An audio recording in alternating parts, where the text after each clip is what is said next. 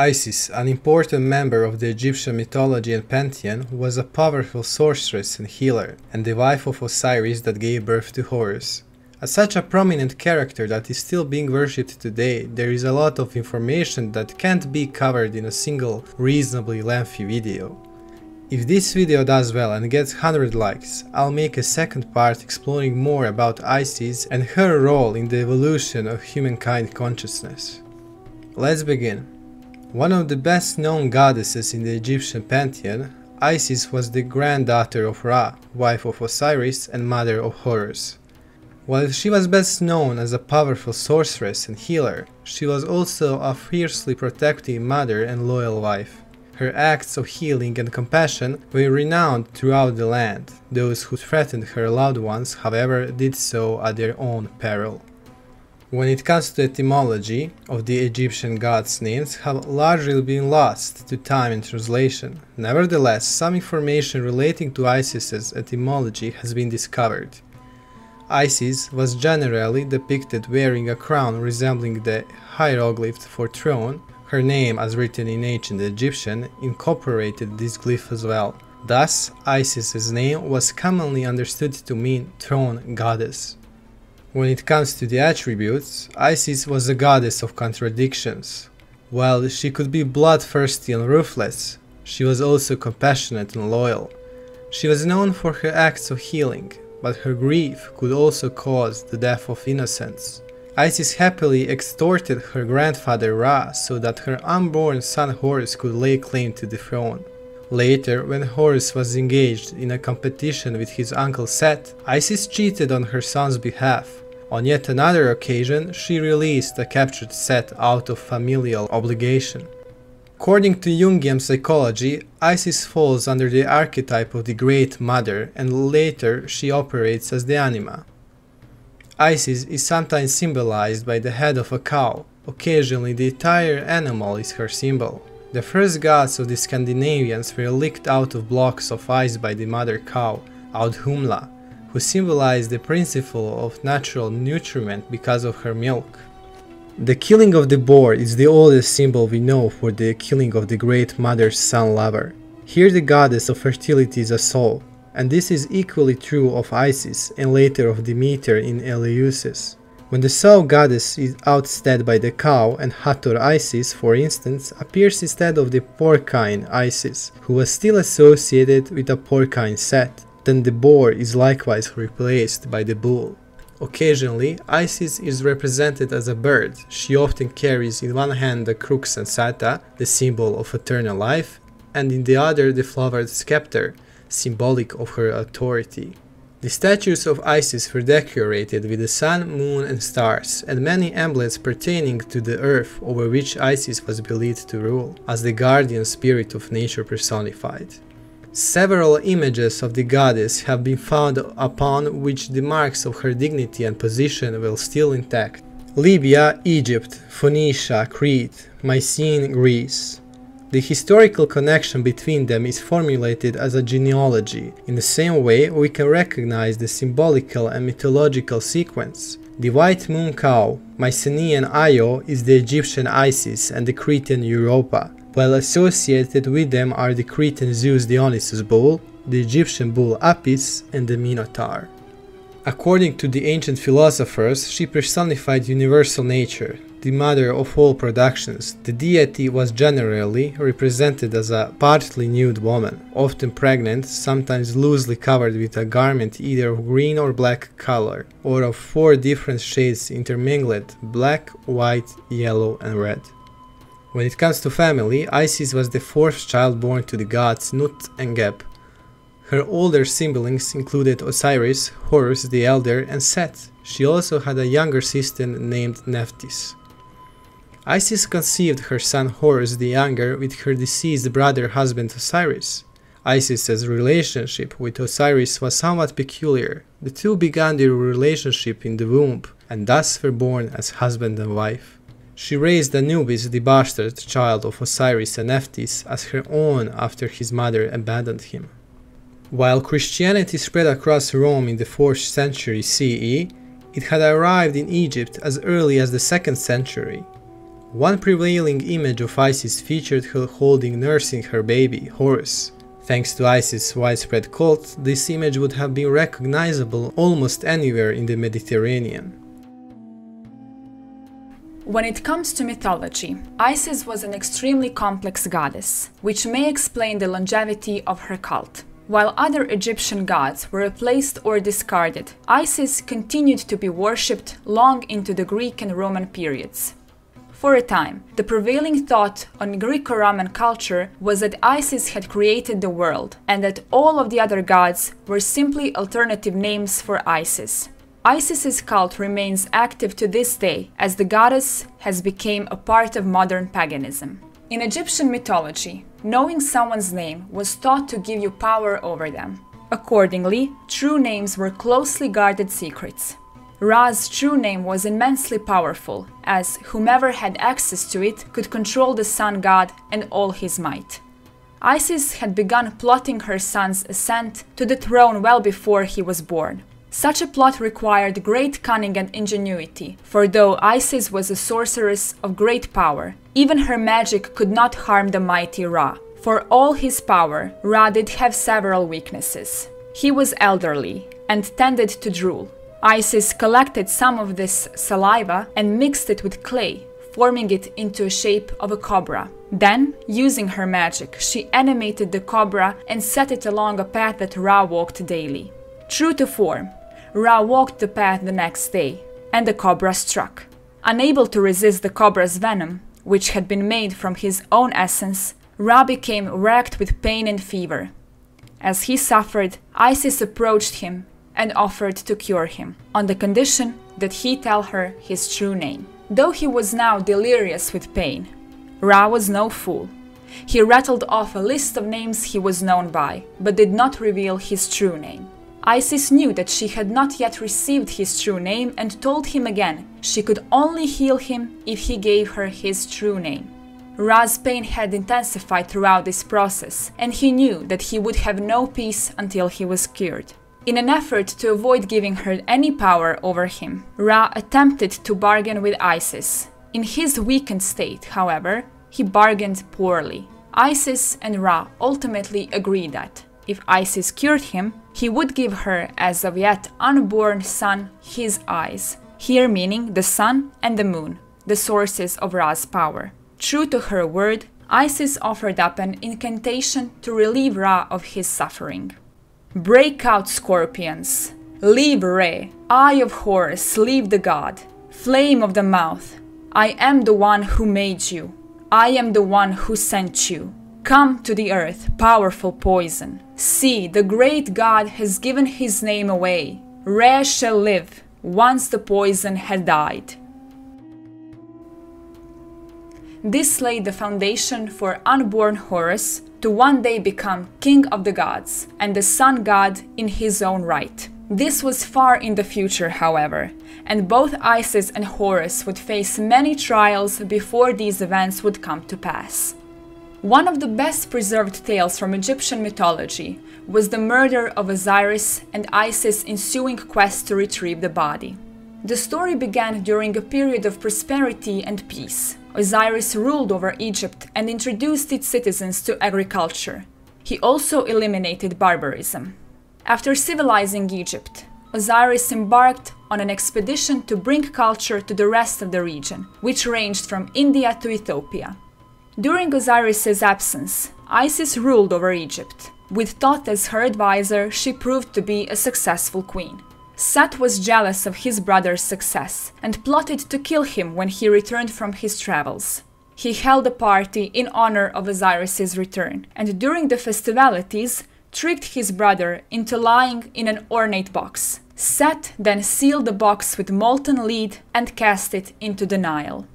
Isis, who was in distant town at the time of the murder, instantly knew of her husband's death. Without moving from where she stood, she cut off a lock of her hair and donned mourning robes.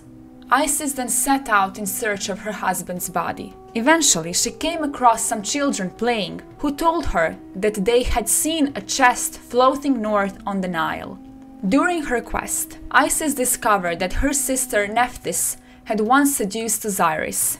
After giving birth to Osiris's child, Nephthys had abandoned it for fear of her husband's wrath. Concerned, Isis searched for the body and ultimately found him being cared by the wild dogs. She adopted him then and there, naming him Anubis. Upon resuming her search, Isis learned that Osiris's body had washed ashore at a place called Byblos. While Byblos's true location had been lost to vagaries of time, it appears to have been a papyrus swamp in Syria or northern Egypt. The passage of time in myths like these is often difficult to discern.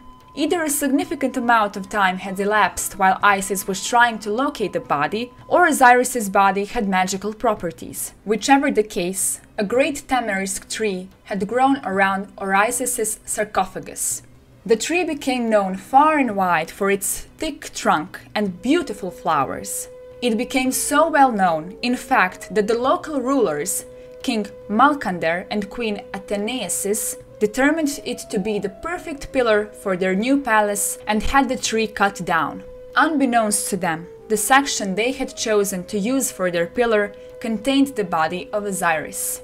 Isis arrived too late to find her husband and recognized that she had lost him once again. She sat in mute despondency long enough to draw the attention of a pair of Queen Athenaisis' handmaids. The handmaids struck up a conversation with the depressed goddess and became perfumed by their proximity to her. Upon returning to the palace, the handmaids were questioned as to their heavenly scent. They proceeded to tell the queen of their meeting with Isis. Intrigued, the queen set off to meet Isis in person. The two women became friends almost immediately, and the queen invited Isis to be her youngest child's nurse. Isis accepted the invitation, and upon learning that the child suffered from an incurable illness, offered to heal him. She offered this service on one condition: she must be able to work in secret.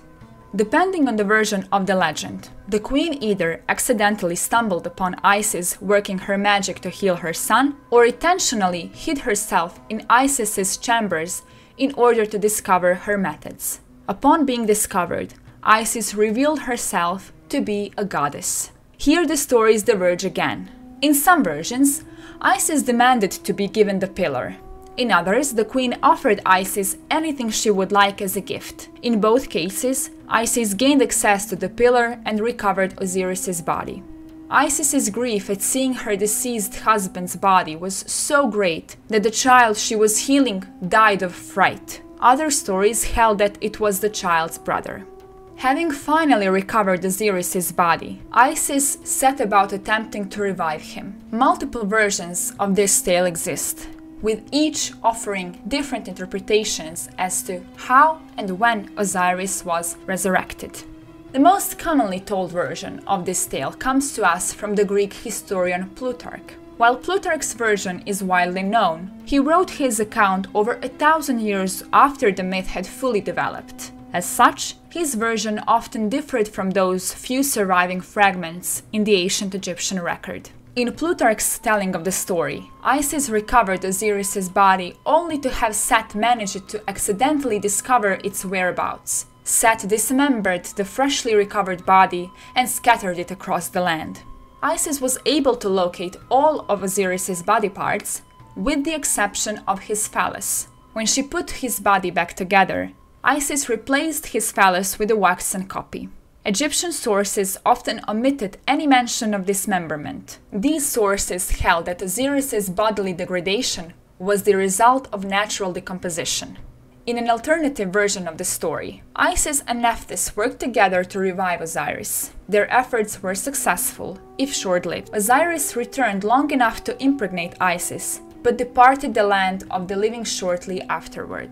According to a tradition from the temple of Hathor at Dendera, Isis stood to the right of Osiris's body and Thoth stood to his left. Together, they put their hands upon him and engaged in a ceremony known as the opening of the mouth.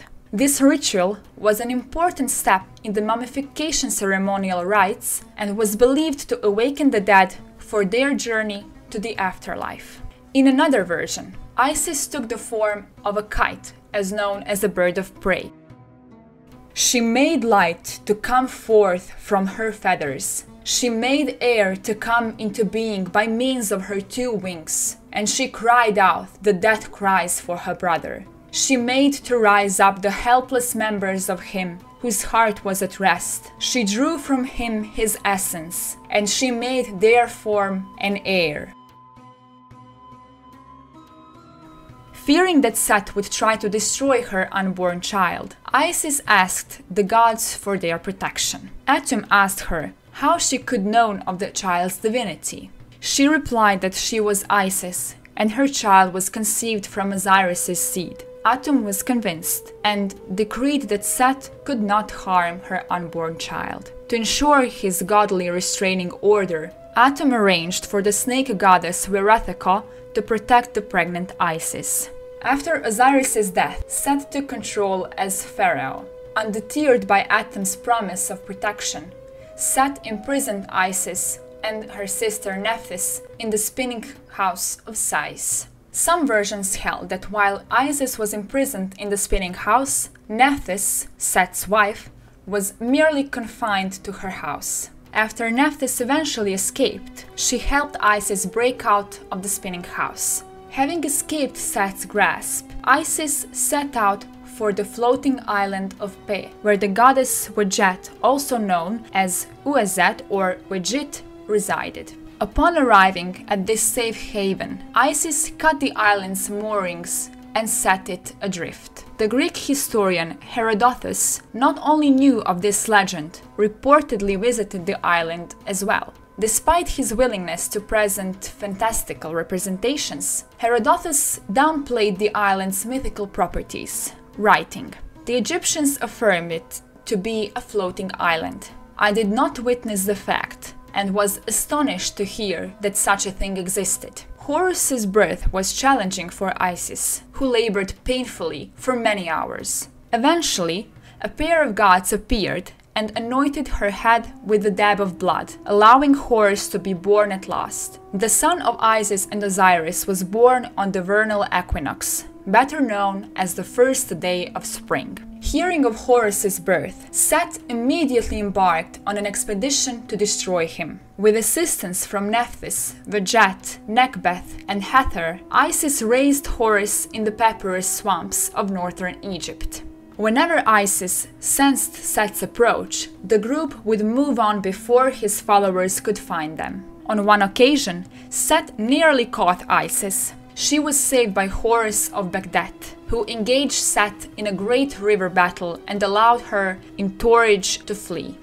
As is common in Egyptian mythology, no single version of a story was canon. After version of Isis's escape from the spinning house of Sais had her embarked on a journey accompanied by 7 scorpions. After Isis escaped from the spinning house, Thoth warned her to evade Set until Horus came to age to challenge him for the throne. Isis, Horus, and 7 scorpions, or manifestations of the scorpion goddess Serket, departed immediately. The group traveled furtively, always moving in order to remain ahead of Seth. One day, a rich woman saw Isis and her group approaching her house and quickly shut her doors, denying them any opportunity for charity. Resigned, Isis continued on. Her scorpions, however, were vengeful and plotted to make sure the woman would be punished for scorning the goddess. 6 of the 7 imparted their venom into the one called Tephan. That night, Tephan snuck into the rich woman's house and stung her child. The child awoke in agony, and his mother rushed to find help. As she ran through the town, the woman found that everyone ignored her cries. The defeated woman recognized the cruel irony of her plight, for she had committed the same moral failing earlier that day. Isis heard of the child's ailment and knew what her scorpion's escorts had done. Upset that the innocent child had been targeted, she set out to heal him. When Isis arrived, she spoke the true names of each of the 7 scorpions and commanded the poison to leave the child. Names were routinely invoked as a source of power in ancient Egypt, and the ritual used here mirrored Isis's call to remove the poison from Ra. Intriguingly, this story suggests that Isis needed to know Ra's true name in order to heal him, as the poison she had used was made from his essence. When Horus finally came of age, he challenged Set for his kingship. The story has two different versions, an epic version, not unlike the Egyptian version of Homer's Odyssey, and a satirical or parody version. There is no evidence to suggest the later version developed after the epic version, nor that it was taken less seriously. In this video, we will cover the epic version. In the epic tale, Isis supported her son Horus's quest for the crown. She gilded his bow with gold and prayed for a successful outcome of his upcoming battle with Set. At one point, Horus gained the upper hand over his evil uncle and took him prisoner. Horus asked Isis to guard Set while he pursued his uncle's fleeing army. Set exploited his position as Isis's brother, however, and convinced her to free him out of familial obligation. When Horus returned and learned of Isis's betrayal, he sliced her head off with a single mighty blow. Killing gods was a challenging task, however, and Thoth was able to replace Isis's head with a solar disk and hordes of Hathor. Given Isis's popularity, many historians have posited that the Virgin Mary owes much of her religious iconography to Isis. Lactant-style imagery, or imagery representing maternal nursing, was cited as a direct link between the two. According to Manly Palmer Hall, the mysteries of Hermeticism, the great spiritual truths hidden from the world by the ignorance of the world, and the keys of the secret doctrines of the ancient philosophers, are all symbolized by the Virgin Isis. Veiled from head to foot, she reveals her wisdom only to the tried and initiated few who have earned the right to enter her sacred presence, tear from the veiled figure of nature its shroud of obscurity, and stand face to face with the divine reality.